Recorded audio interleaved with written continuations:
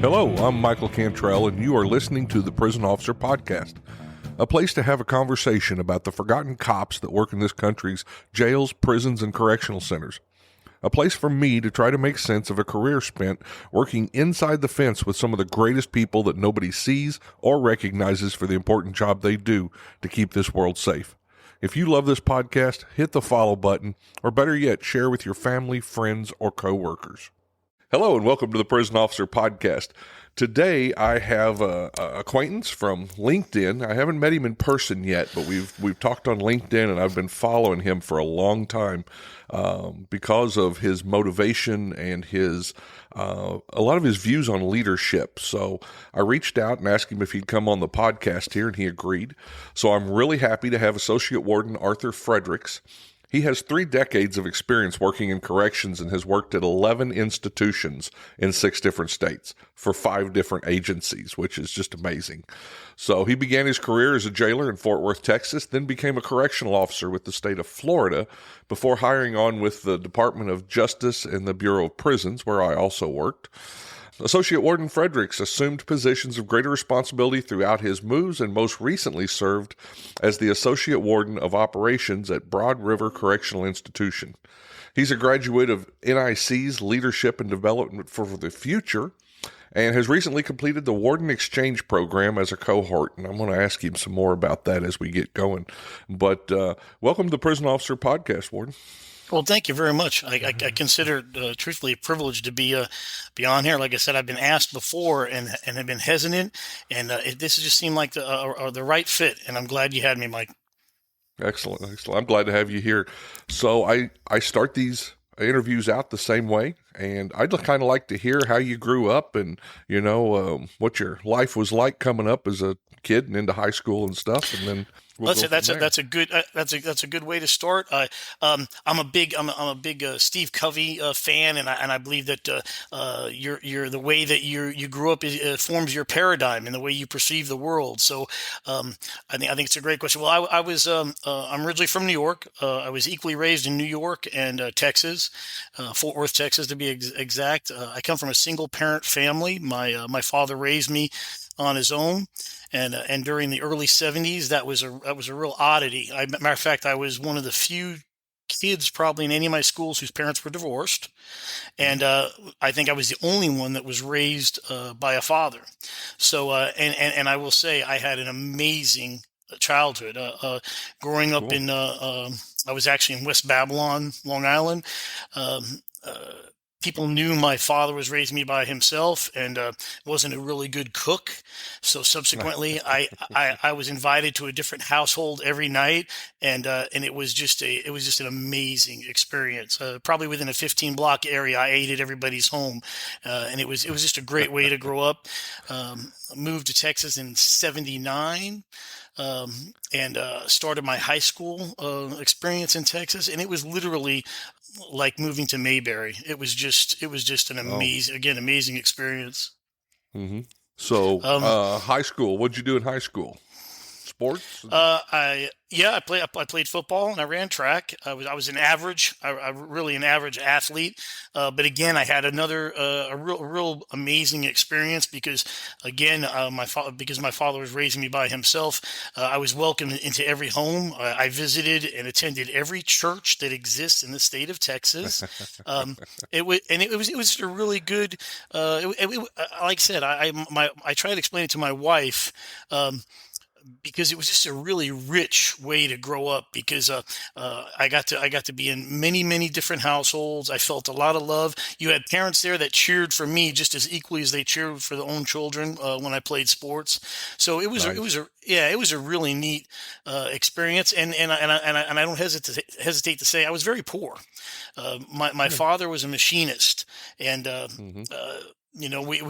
I never realized I was poor because I felt I had a really rich upbringing, but I was on free lunch at school till I graduated. From the time I started school till I graduated high school, and Sure. it was just like I said, my wife doesn't hesitate to point it out to me all the time. But I really never knew I was poor. But like I said, my father was a machinist, and he literally worked from the time he got up in the morning. The sun wasn't out, and he came home after the sun had went down. He actually did that his whole life. Matter of fact, he worked himself to death. Actually, he died very Yeah. very early from that effort. But Oh yeah. like I said, I had an amazing experience, and I went to North Texas State for a period of time. So it was, like I said, the Texas experience, I have to say, was really amazing. It was like growing up in that movie that used to be on Friday Night Lights. The Ah, town that I lived in was actually that real experience. It was almost like a documentary. that's so cool. Yeah. Yeah. So here's the part that I always find really interesting because I talk to people about how they grew up, and everybody's got a little different story. How'd you make that step into corrections? You know? Well, well, here's the thing. I had been a explorer. I had been I don't remember if it was police or sheriff. It was in Keller, Texas. I was an explorer, and at one time earlier I was actually in Yavapai County, which is part of upstate Arizona. But anyway, that I had basically a small experience into law enforcement. Hmm. I really enjoyed it, but I will tell you, just like a lot of us, I wasn't moved by the money, and Yeah. we were anticipating our first daughter, and my rationale was I need something where I'm not going to be laid off. I'm just going to tell Right. you that's honestly how I started. I said I need something where I can do this for the longevity of my children's life, so I can supply an income for them. And then of course, as we all do, it grew into a really great experience. The relationships you Sure. built were amazing. Um, Going to work every day, it turned out to be, it's I tell everybody when I speak, still to this day, I was always drew to work. I was drawn to work. I was never Hmm. pushed to work. Right. Wow. Yeah, I think that's a common experience for a lot of us. Benefits. And I was talking to a lady the other day. She was talking about single mothers. And I Right. think that's a big draw for single mothers these days because they can go to work in corrections and get a full range of benefits starting off and having Yeah, the opportunity to work different shifts, which sometimes for a single parent is a plus. that is an amazing. Yes, you're right. Especially when we see that with our staff a lot. Yeah. Yeah. So where'd you start work at? I start At off. the correction? I was a jailer at the time when I started. The position wasn't referred to as corrections. I was a jailer. I believe it was Hmm. jailer two, and that was for the Tarrant County Sheriff's Department. I worked in a what had been an old meat packing plant, which had been turned into a jail. It was called Green Bay Unit, and I just had it was just a really it was just a really good experience. I enjoyed it. Um, I Especially now as I look back, as you tour people into prisons and those gates start closing behind you, Hmm. you can see their face change. You can see their expressions change, a little bit of tension in their neck, even, and I Yeah. have to say, I never had that. It was a very it was a very enjoyable experience going to work, and being locked behind all those doors never really had an effect on me. So I really liked it from the very beginning, and I Mm. enjoyed. When I was in Tarrant County, I was under really good leadership, and it was a good way to get started. You think that was part of the reason why it wasn't as much of a change for you was because of the leadership and the people you were working with at the time that you I would felt agree with comfortable as it. you walked in? I really would have to say too, because they're you took the county test just like anywhere else, Mm. and that determined if you were on a list or if you've got the job. So we basically all came in with limited, just your classroom instruction. So it wasn't like I had a whole lot of experience, but it really, yeah, the leadership there, was really good. It was, and again, it was a really good experience. Going in every day, the shifts we worked, we had a very good bond. We had a camaraderie, and it was very similar to what you had experienced, like as an being a member of an athletic team. Yeah, yeah. And was it a rough jail? Did you have a lot of stuff going on in there? At that time, it was. Well, I mean, now if Yeah, you look back, it was probably average. But right. we did a lot of. I was involved in from everything from intake to actually working in the pods or the housing units as well. So Yeah. you ran the gamut when you came to work there. Yeah. That builds those bonds too when you guys are having to deal with stuff Oh, on a pretty yes. regular basis. Yeah. So next you went to state of Florida. What made you make that move? Again, it was a necessity. We were anticipating having my first daughter, and we were Hmm. going to move closer to family. Family. My wife had family in Jacksonville, and I actually Okay. had the privilege. In my bio, I kind of leave it out. But it was I had experience to work for the state of Florida, and I was also with JSO, Jacksonville Sheriff's Office, for a period of time too. But Okay. it was I can say that was, as far as working experiences, probably one of the most enjoyable I ever had working for the state of Florida, and probably the least paid at the time. Um, Yeah. the academy, I believe, was 14 or 16 weeks. It was incredible, and to date, it Mm. was literally one of the best experiences I went through. It was an extremely well ran academy, a lot of Mm-hmm. hands on. I believe that I went to the academy in Olustee, Florida, and you actually went to work every day at a small prison. So when you were going through something that was being educated in food service, you actually got Mm-hmm. to go to food service. When you wanted to see what it was going to Nice. be like to work in a housing unit, you got to go in and actually work in a housing unit. It was a great academy, and the subsequent prison that I went to work for after, I was received with open arms. Like I said, I just moved there from the Yeah. state of Texas. You have people there, you know as well as I do, from the feds. When you move, you're breaking into a group of people that have worked together for 25 years, so it's not necessarily immediately welcomed. But I will Right. say, in Florida, it was a brotherhood from the very beginning. Very, very, very, very good experience. Cool. Yeah, when I opened up, I activated a prison, and one of the first things I did when we started bringing in all the new hires, we just grabbed the tables, and I said, "No, the housing units are empty. We're going to the housing unit. This is where we're going to hold class. You know, if we talk about a tray slot, there's a tray slot. If we talk about showers, there's the showers. You know." And I think that was one of the smartest things I did for those students was to start doing classes in a housing unit. So, if people can do that, that's a great idea. Yeah, I loved it, and I thought that at that time, I thought that was very trend setting as well, because the academy, and I said in Fort Worth, was basically a week. That was a real extensive academy. When you came out of there, you were prepared to be a professional correctional officer. Yeah. And Florida's came a long ways. They were traditionally low paying for a long time, but I think DeSantis just upped it by 33%. They got a Wow, large pay raise last year, so good for good for them. them. Yeah. So, how long were you with Florida? A couple of years, Hmm. and I'm not going to lie. My motivation. I love the profession, so I wasn't reluctant to move, and I followed the money. I went from Yeah. there to the Jacksonville Sheriff's Office. I believe it was a $10,000 increase. I was there a couple of years, Yeah. and then we used to hold our briefings in the basement, and I started noticing we're missing people. People are disappearing from the briefings, and I Right. was still relatively very young, and I started asking, where are these people going? And they were going to interviews at Coleman, Mm, the new complex that had opened up for the feds. So I did absolutely. my research and I applied.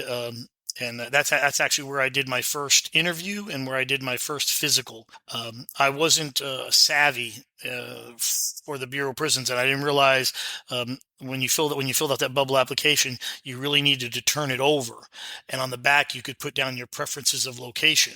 So I did not put Ah, down a preference of location. Yes, so when they sent me back a letter 15 days later and they said, "Congratulations, you're going to Raybrook, New York." well, that's the exact opposite of Florida. Uh, Wow. So, yeah. Well, Raybrook's a nice place. I've known a couple of people that worked up there. So, how was your experience starting with the feds up there? Again, I know I probably use the word too often. It was just amazing. It was a really, really good experience.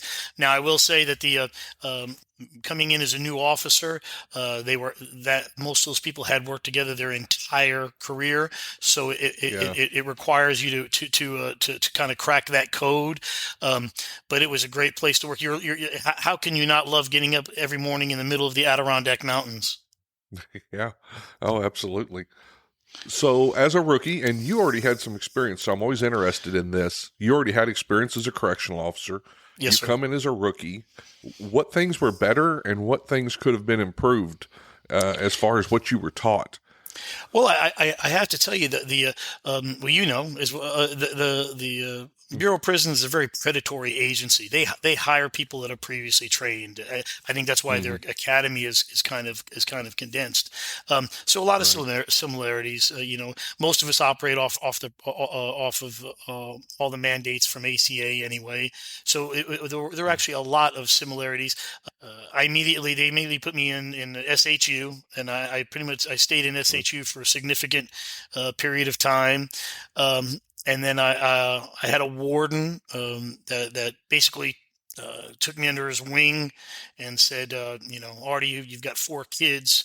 In 3 years, you can't stay a CO for the rest of your career and make it. And that really stuck with me. An Good for interest in him. me. Yeah, and believe it or not, that same warden sent me a 3 by 5 handwritten congratulation for my rest of my career in the bureau every time I was promoted. Wow. Now, I'm sure it did, but is that one of the people that made a impact on you and made you start studying leadership and stuff later on? Because that's a for him to notice that about a CO and be that involved in a CO had to make an impact. We need more of that. Yeah, and it really did. I mean, I don't know if it was Warden Ron Wiley. I don't know if I'm allowed to say that, and No, you can cut it out if you have to. absolutely. But yeah, he was just a great guy and sincere. I mean, just a genuine person. And Hmm. I of course, like you said, you try to emulate. We all do. We try to emulate Yeah. those good things about people that come through our career and our life. And yeah, it was a good. As a matter of fact, I went from RHU there. I can't remember where he promoted me, but he gave me my first promotion and actually launched me for what ended up being a really good career, and also the Hmm. going into administration. And I did learn some qualities from him. He was not a large man, but anywhere he entered, anybody that had any interaction realized he had a commanding presence. Right, right. I don't think some of our leaders understand how much of an impact they can have. And when I worked for the state of Missouri, which I worked for 9 years, you didn't talk to the wardens that much. They were very distant. They were part of the administration, so I didn't see them. And then when I came, my first job was at Leavenworth, and Warden Booker was my first warden there, and he made such an impact on me with the way he treated people, that I think I did carry that through the rest of my career. And as a leader, I think you need to understand how much effect you have with those little things that you do for those COs, for the people just starting out, because that will last through their career. They will remember you and the things you do. Yeah, So, as you had said on some of my quotes on LinkedIn, my big thing is you are what you do. People don't want to hear what you have to say. They want to see what you actually do every day. Are you going in? Are you visiting the cards? Are you visiting the briefings? Are you going to the housing units? Those things are important. absolutely. So tell me about where'd you go from Raybrook and take me through your Um, career it, there. it was I really hated to leave Raybrook. Raybrook was an amazing, like people say, it's a family. It really was a family. Uh huh. My kids were growing up there. It was a really great experience. But I actually left there and I went to the boot camp, the female boot camp in Bryan, Texas. I Okay. later was picked up to open a penitentiary in Victorville, California, which Mm-hmm. was which was a great experience. And Yeah. then from there, I again sent from there to activate another institution, an FCI in South Carolina, Williamsburg, South Carolina. And then Hmm. from there, I went to Devens, Massachusetts. In Devon, Massachusetts, I was vehemently against because it was a mental health prison, and that was way Mm. outside of my my realm of expertise. Not Yeah. not really anything I'd ever been exposed to, and I had a warden again that was vehemently for me. You're going to go there. That's going to be an experience for you. And sometimes, like you just talked about, what's great about these wardens is they see things in you you don't see in yourself, and what had happened is later I received, I think, 2 promotions while I was at Devon. So it was they saw something that was going to be beneficial for me to be there, and it worked out. And then from there, I ended up going to Estill, South Carolina, and that's where I finished my career. Okay. Yeah, at Devon's, I worked at Springfield, so I worked mental health down there for 14 years. So that's a whole different part of corrections. You know, it's something that people don't understand, and I don't think the public understands how many mental health people we have serving time in our correctional facilities. There's no place for them to go a lot of times. And some of it's sad, some of it's needed, but you learn a lot working in mental health facilities. Yeah, So, again, you have to defer to the people that see something in you, and I will say at that point in time, my kids were in high school, mhm, and you know how the bureau is. I had 2 opportunities actually to go from there to DC, and I couldn't. It's not that I couldn't take advantage. I made a family decision not to go there, mhm. because you only get one opportunity to raise your kids, and my 2 oldest kids were in high school, and I would have basically missed all of their after school activities, and it was just the right Yeah. thing to do.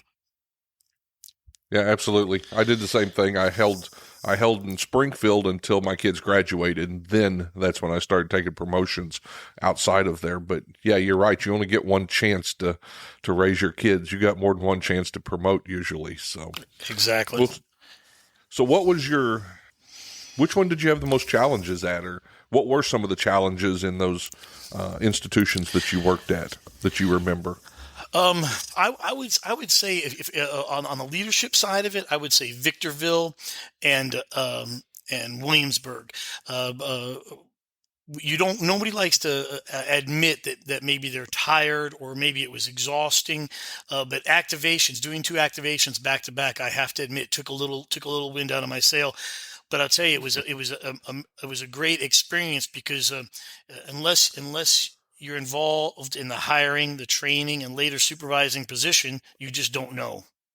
Right, You right. and being and having done that at a U.S. penitentiary and then at FCI, it was a great learning experience, and I wouldn't have traded it for the world. But I have to admit, going through the process, it was exhausting, and Uh, and Victorville opened up yeah. off a riot in Lompoc, so it wasn't a scheduled opening like they normally take their time and place people in there in small amounts. It wasn't the same type of experience.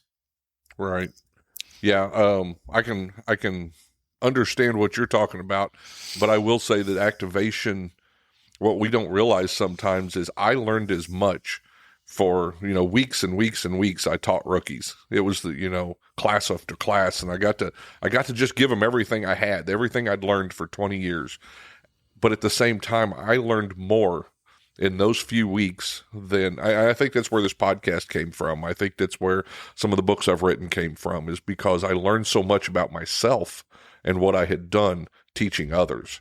And I think that's something people don't always notice, that when you get that chance, teach others. You're going to learn more about yourself than you will anything else.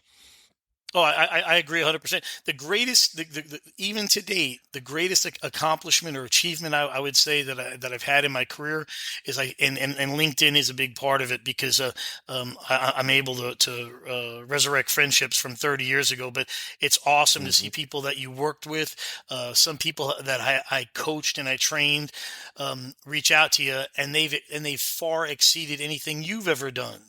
Yeah. And that's just an amazing experience. You really, I get a lot of joy from seeing people that are now directors or assistant directors, or just and to talk to them now, especially the experiences you had with them then, when they may have been a GS5 or a GS7, or it's just amazing to see. Like you said, and for me personally, I get a lot of joy from it. It's great to see those people go on and do not only what you would have done, but far exceed that. Yeah, absolutely. So you left you retired from the Bureau, Yes, and sir. then you went to South Carolina. Yes, sir. I worked that you mixed for up? a jail at Allendale, which is their version of an FCI or a level two. It actually Hmm. was a true privilege to work on that yard because it was the strongest character yard in the state of South Carolina. But I also believe it had to have been one of the strongest in the United States. They had, I think, close to 200 volunteers, which is something I had never witnessed. And Wow. the entire yard was a character yard. Like, it was an amazing experience. What had happened is I toured there as a Fed. I toured there teaching leadership. I took my leadership Hmm. class there. We went there twice, and I have to Nope. tell you, I thought it was fake. I thought they were. I thought it was. I thought that it was a performance. The first time I went there, uh, I had never seen anything like it in my life. With what they were getting from the population, and the second Hmm. time that I went there, I said I'm going to do everything in my power to try to be part of this. Wow. So character yard, explain that for Um, people. the units have such a value to the inmates that I can't say easily managed, but the staying in that housing unit has a value to them. So even if inmates are coming in there that aren't conforming to um, what the belief system is there, they have mentors and liaisons. Um, Mm, they kind of self-police, for the lack right. of a better word. It was a great experience. I knew nothing about it. It was enjoyable. It was really, I learned a lot. I learned probably, Sure. a career worth of information just being there because I was mostly, my career has probably been half operations and half security, but that portion of my non-security was not strong, and I learned a lot. Hmm. It was a great experience. Excellent. And it's good for them. I worked at a drug treatment program that was part of the Missouri Department of Corrections that did that, and they policed each other. Yeah. It wasn't about. They taught them how to worry about their own self and what they did, but the other inmates would step in and say, "Hey, you're not keeping up today," and remind them. And I saw it work. I did. It was something that we don't get much of that in prison. Sometimes we don't get to see those programs work all the times. So it's always refreshing when we see something that is working. So South Carolina, where'd you go then? I mean, next institution. I'm currently at Broad River, and like I said, I it's a level three, which is a high security. Um, but what I'd have to say is it's really what we had talked about earlier. It's really for my age a privilege to be in the agency. This agency is really going the right way and really doing the right thing. Um, Hmm. and that's and as far as the leadership from top down, it's nice to be where I'm at this point in my career and in my age. Right. And I was going to bring up, I've gotten this off Corrections One, but you see a lot of articles about like this one here, which just came out 2 days ago. New York City Corrections Department slashes officer training academy in half amid staffing woes. And we see a lot of that. But at the same time, South Carolina has kind of taken a different approach with your recruitment and your retention. You've actually expanded how long they're going to academy and up their pay quite a bit. Tell me about some of that. Yeah, like I said, I can't take. I can speak from being here and being part of it, but Hmm. the administration, our director, Mr. Sterling, and Mr. Anderson, deputy director, their vision is working. To their vision. Yeah. Like I said, having done this for 30 years and been part of 5 agencies, whatever the plan, whatever the strategic plan is that they had implemented, it's working. I've never been associated with anything where you lower the standard and things get better. So the No. lower, the lowering the academy time, I don't see would benefit anybody. But one of the things they've also implemented here is OJT. They have the officers come to the academy. I mean, come to the institutions while they're still Hmm. in the academy. And you know as well as I do, that's an amazing experience because a lot of times you don't know what that prison is going to be like until they give you the keys and you're there your first day. So Right. it's really good. They're definitely doing the right thing. Hmm. What do you think about the new age, 18 years old? But I know you guys are keeping them with an experienced officer, but what do you think about the age? You think people are ready for it at 18 years old? I started at 21, so I wasn't far off that. Yeah, you and I are pretty much the same. I don't. My thing is, I think they do a very good job at the academy. I think that's that. I mean, for a lack of a better terminology, I think it would have to be a weeding out process, Hmm. because not everybody. I'm also a firm believer not everybody should graduate. I mean, and that's my Right. personal opinion. I'm not speaking for the academy. I'm saying not everybody should graduate because this profession is not for everybody. Yeah. So I think they do. Matter of fact, I think I can speak that they do a really good job. We get the privilege of speaking there for graduation ceremonies periodically, and I always consider that a privilege. Absolutely. Yeah, I mean, I had a guest a few shows back who mentioned that his agency was looking at going to 18 and he wasn't for it. But then when I take a look at it, you can take a rifle and go to war at 18. You should be able to, with the right training, you should be able to work inside a correctional center. So, Yeah, three yeah, of my five kids were Marines. I signed them over to the U.S. government at 17. So my thing is why not? Why not somebody else as well? yeah, absolutely. So I spoke about when I introduced you that we didn't know each other while we worked at the bureau, but on LinkedIn, like you said, we get to keep up with people, and I get to meet new people, even though it is virtually. And you were one of the people that I was clicking through, and I was like, wow. And I started saving these little tidbits that you were putting out about leadership. And so I want to go through a couple of those and have you expand maybe a little bit on some of these and tell me your thoughts and where you got some of these experiences from, that Sure. guided some of these principles. And one of them, one of the first ones was, if you are in a leadership position, it is your moral obligation to exhibit courage to your staff. If you don't have the tools, acquire them. Staff are our greatest, and they deserve good leadership.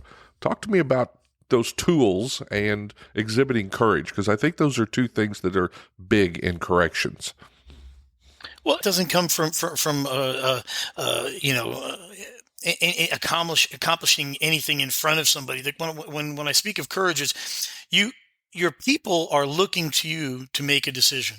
They're looking you to take the forward leadership role, and you're obligated to do that for them.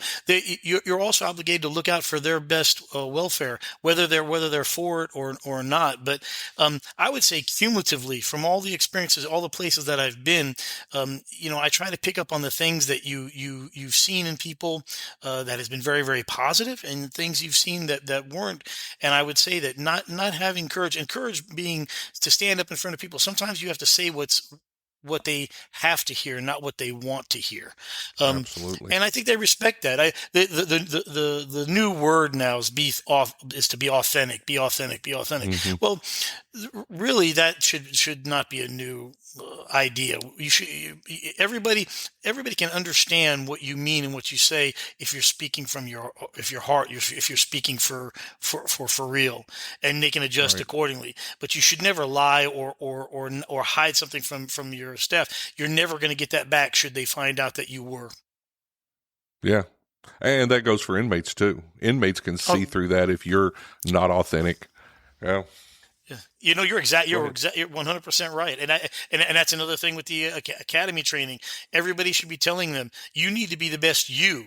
You know what I'm saying? Yeah, these portrayal that we sometimes see on TV is misleading. Well, you be you, and the population will respect that. Absolutely. So here's another one. And this one's got a couple of pieces to it. Yeah. Basic principles to remember was something you posted. Share information, delegate as needed, because you're always training your replacement, and always be honest and authentic. Your staff will appreciate and be motivated by true leadership. And remember, it is a privilege. And I really like that last part. So you really feel like it's a privilege to be in these leadership positions. Tell me about that. No, no, 100%, because these people are counting on you to provide them with the right information. They're basically a piece of clay that you're molding, and you're obligated to do the right thing. Um, I love going to work. I'll tell you, Mike, at the end of every briefing I attend, I tell them three things, and this has been for my entire career. I tell them I love them, I appreciate them, and I thank them for coming to work, because you should be saying that, because we're not talking a lot of the buzzwords are human capital or asset. You know what they are? They're people, and they're coming Mm-hmm. into work for you, and you're obligated to treat them right. You're obligated to give them the tools they need to do their job, whatever that might be. um, Mm-hmm. I can tell you, I really, like, again, I really enjoy the interaction with the people, but I do think that you're talking about, as far as the authenticity and treating them right. We have an obligation to do that. Yeah, yeah. And Mike, what was the first part of that? share information and delegate as needed. You Right. are always training your Okay. replacement. Yeah, let me hit on that. The sharing information. We've all worked for them, Mike. Some people are the information keepers. You know what I'm saying? My thing is, I've never been in a situation where you haven't sat down at a table and shared your information with five people and gotten a better answer. And I You think know? and I think some of that is driven by ego. I hate to say it, but we're not looking for our best answer. We're looking for the best answer. You know what I'm saying? So, getting together and with your group and telling them, okay, here's our goal. Here's what the executive staff or we're looking to accomplish. How do you think we can get there? I've never sat that down at a table where with numerous officers and got a better idea from them than one I would have came up myself. 100%. It's always been the cumulative answer is better. Sure, sure. I kind of had the same conversation with some other instructors not too long ago, and somebody I'd put together a PowerPoint, and they were like, "Oh, that's really cool." I said, "Well, give me your flash drive. I'll put it on there." And they were like, "You're just going to give it to me?" I'm like, "Yeah," because I remember the days. If you had a PowerPoint, you didn't let anybody else have it. But we got to Oh yeah. talking, I said, "It's about the student. It's not about me. If I can give you a good PowerPoint and then you can go give a good lecture or speak to the student and they get something from it, that's a win." And I've done that for years. I've given away everything that I've built. I'm fairly good on the computers, so PowerPoints and stuff. And I've always gotten more back from others who want to give back. "Hey, I remember that PowerPoint. Have you got this video? Have you got this?" And I've always gotten more back than what I ever gave. And I think that's something important to remember also. Oh, I agree with you. I agree with you 100%. The sharing of that information. Nobody should be hoarding information. The more people you can give it to, the better we all are. You know. So one of the things that everybody's dealing with these days is, you know, and I don't want to say the millennials and the Generation X because I hear these old heads and they're like, "Oh, these new kids, they won't listen, blah, blah, blah." And I really have a feeling in my heart that is falling on the old heads. They're not doing enough to train. They're not trying hard enough. Because I have had millennials and Gen X in my classes, and they do a great job, and they can do a great job. But here was a quote that from one of your posts, and I thought this was good. "Training is important and definitely has an effect on retention and career-long elevation. But let's not forget that it starts with, is your agency or department legitimate? Can you sell what you're really doing to new staff? Do you do what you promise? This new generation has to see the match. As a profession, we lost a generation of trained staff in 2 years.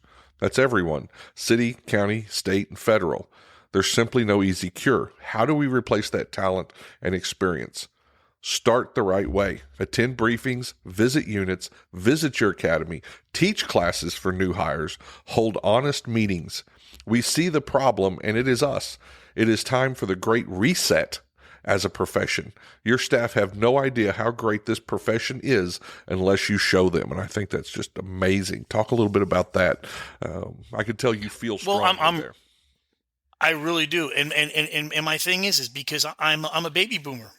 I'm the end of the baby boomers, but so I'm coming to work if you pay me.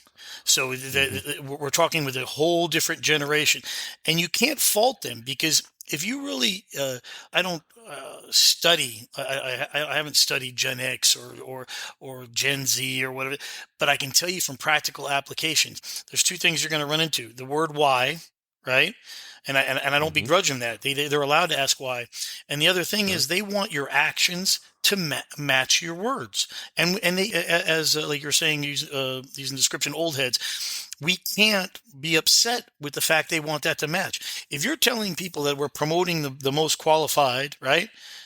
Mm-hmm. And they're an officer and they're watching you, and you're all talking about retention, retention. We need retention. We need to focus on retention. And the people you might be promoting, whatever agency, whatever state you're in, don't resemble what you're telling them. You can't be upset that they're upset, because that's the big thing with this generation. They want what you say you're going to do to match what you're doing. And really, um, we have a great opportunity. They don't lack work. They'll work for you, but Mm-hmm. you have to say things that they believe, and then you have to go through. You have to fulfill your promises of what you told them. You'll get buy-in from them. That's not a problem. And the problem is we we lost a generation of experience, so they don't really know how great the camaraderie can be. They really don't know how Mm-hmm. great the experience can be. How we we are obligated to show them and tell them, educate them on how great this profession is. It's an amazing profession, but they don't know. They only know if they're hearing bad stuff every day. It's your job to prove to them what it really exists, what the job really is, because we all know, if people have been in, it's an amazing opportunity. It's a great career, but these kids are being programmed based off of what they hear and they see. I'm not saying from people that are there that are not happy, but you have the opportunity to show them what you experience, to impart your feelings and what you've Mm-hmm. went through on them, and we really need to do that. We can't complain. We've got to be proactive. Yeah, absolutely. I think that this generation is also more susceptible. I think you used to have some old guys who did their own thing and they would sit in the corner and ignore a lot of stuff. But I think how we walk into our institution, I talked about this in the last episode, carries a lot of weight with this generation. If you walk in a bad mood, you can tell them Yes. things are good all you want. But if you're walking in kicking the trash can, you're going to bring them down quicker than I think you did maybe the generations before. Same principle. If you walk in positive, if you're walking in, promoting change and making things better, they're going to jump in behind you because that's what they want. And I think our leadership can take a look at some of that and look at how, and it's easy for all of us to come in for the bad day, but for 8 hours, you got to come in and you got to be there for the others that work with you, I think. Well, I agree, and what I would like to say, Mike, is I believe a lot of it is top down. It really is. Your Mm-hmm.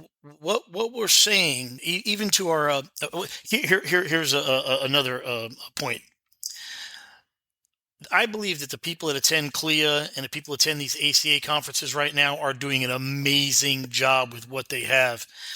The problem is 15 years ago, they didn't have the focus on retention. Mm-hmm. I think our goal right now, I mean, everybody's retention, and we're doing the right thing. The problem, that isn't the problem. They're going to reap the rewards from what they're doing now, but it might be 3, 5, 10 years from right now. The problem is 15 years ago, we hired people that were command and control and not focused on retention. So Mm. that's where the rub is with this new generation. Yeah. My local leadership might not be resonating what we're saying we're for now, but Mm-hmm. really that was a 15 or 10 year ago hiring problem, not a right now problem. Right, right. And with the retention, and much like South Carolina's doing, I was involved with a roundtable with Corrections One, and that's what I said at the beginning of the year was training equals retention for this new generation. You might be able to keep one of these 15, 20-year guys with a monetary bonus right now. Hey, we'll give you 3% if you stay another year. That works for those guys that are invested. It's not working for the people who are brand new in here. They want training. They want to know that they're growing. They want to know that there's something ahead of where they're at now. I don't think you're going to find too many. And I remember, and there's nothing wrong with it, I remember the GS8s for life in the Federal Bureau of Prisons. It's all I ever want to be. I don't think you see that as much now with this generation. I think they're always looking for the next leadership experience. Yeah, Mike, I can tell you when I was involved in the processing at Victorville, there had to be 5 department heads to process new staff members in for the interview Hmm. process, and they basically had the same 3 questions. It was, let me remember exactly their concerns. They weren't interested in a pension. Hmm. They couldn't see themselves there in 5 years, but they did want your job. Hmm. And when I say I thought they were in the parking lot handing that piece of paper around. We had to hire 600 people, and I would say a majority of the people that came in all had that those 3 things were their focus. Interesting. Wow. Yeah. Very interesting. Hey, I skipped past this earlier, but I want to talk about it. Good. It says you're a graduate of NIC's Leadership and Development for the Future. Talk to me about that. Yes, sir. That was I took that class in I believe it was 2001 or 2003. I'm sorry. It was 2000. Yeah, Okay. it was 2001 or 2002. I'm sorry. And it was great. I took it when you had to travel to Aurora, Colorado, Okay. and it was taught there. It was a chief psychologist and it was 2 professors. It was anyway. It was a great class. And again, that was they were explaining to you that what had happened is the bureau had grown. The bureau had grown and opened up a bunch of prisons, and Hmm. what they noticed was the pool of people that were backfilling these positions were not the same as the initial group that they had, and they realized they had a problem. And so they started making everybody was potentially a future AW or warden or attend this course, and it was 18 months long. And we flew out to Colorado every 3 months. But it was a great course. It explained to you what type of learner you were, if you were a Hmm. visual learner, if you it broke down what you were good at as well as what you were not, what you were failing at as far as moving up that leadership pyramid.